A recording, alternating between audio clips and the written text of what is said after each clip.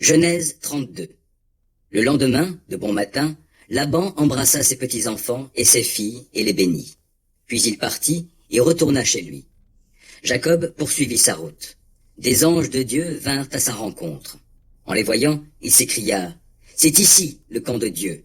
Et il nomma ce lieu Mahanaïm, les deux camps.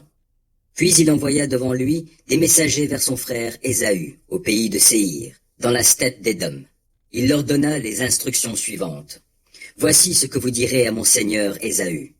Ainsi parle ton serviteur Jacob.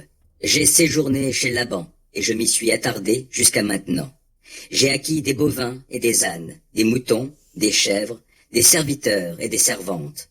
Et j'en fais informer mon seigneur pour recevoir bon accueil auprès de lui. » Les messagers revinrent auprès de Jacob en disant « Nous sommes allés trouver ton frère Ésaü, et le voilà qui vient à ta rencontre, avec 400 hommes. » Jacob eut très peur, l'angoisse le saisit.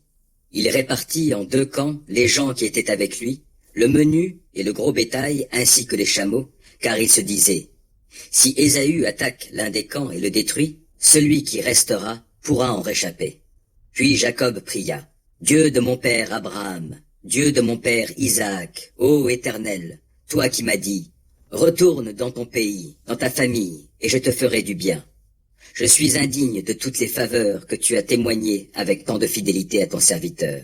Car lorsque j'ai passé ce Jourdain, je n'avais que mon bâton, et maintenant je me trouve à la tête de deux camps. Délivre-moi, je te prie, de mon frère Ésaü, car j'ai peur qu'il vienne me tuer, sans épargner ni mère ni enfant.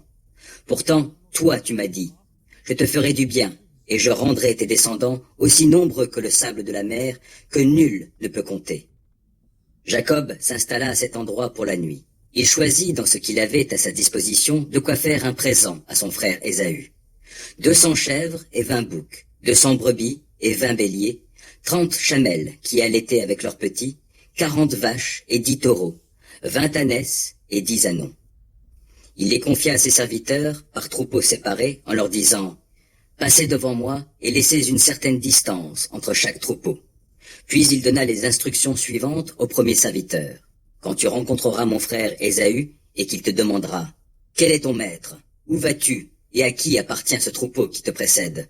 Tu répondras « C'est à ton serviteur Jacob, et ce troupeau est un cadeau qu'il t'envoie, mon seigneur Ésaü. Lui-même arrive derrière nous. » Il donna les mêmes instructions au deuxième serviteur, au troisième, puis à tous ceux qui allaient marcher derrière les troupeaux. C'est ainsi que vous parlerez à Ésaü quand vous le rencontrerez. Et dites-lui bien, voici, ton serviteur Jacob vient lui aussi derrière nous. Car il se disait, je l'apaiserai par ce présent qui me précède. Ensuite, je paraîtrai devant lui et peut-être me permettra-t-il de le regarder en face. Les bêtes offertes en cadeau s'en allèrent donc devant lui, et lui-même passa cette nuit-là dans le camp. Dans la nuit, il se leva, emmena ses 2 femmes, leurs servantes et ses 11 fils, et passa le gué du Yabok. Après leur avoir fait traverser le torrent et avoir fait passer tout ce qui lui appartenait, Jacob resta seul. Alors un individu lutta avec lui jusqu'à l'aube. Quand celui-ci vit qu'il n'arrivait pas à vaincre Jacob, il lui porta un coup à l'articulation de la hanche, qui se démit pendant qu'il luttait avec lui. Puis il dit à Jacob, « Laisse-moi partir, car le jour se lève. » Mais Jacob répondit, « Je ne te laisserai pas aller avant que tu ne m'aies béni. »« Quel est ton nom ?» demanda l'individu. « Jacob, répondit-il. »« Désormais, reprit l'autre, tu ne t'appelleras plus Jacob, mais Israël. » Il lutte avec Dieu. « Car tu as lutté avec Dieu et avec les hommes, et tu as vaincu. » Jacob l'interrogea. « Je t'en prie, fais-moi connaître ton nom. »« Pourquoi me demandes-tu mon nom ?» lui répondit-il. Et il le bénit là. Jacob nomma ce lieu Péniel, la face de Dieu, car, dit-il, j'ai vu Dieu face à face, et j'ai eu la vie sauve. Le soleil se leva quand il passa le gué de Pénuel.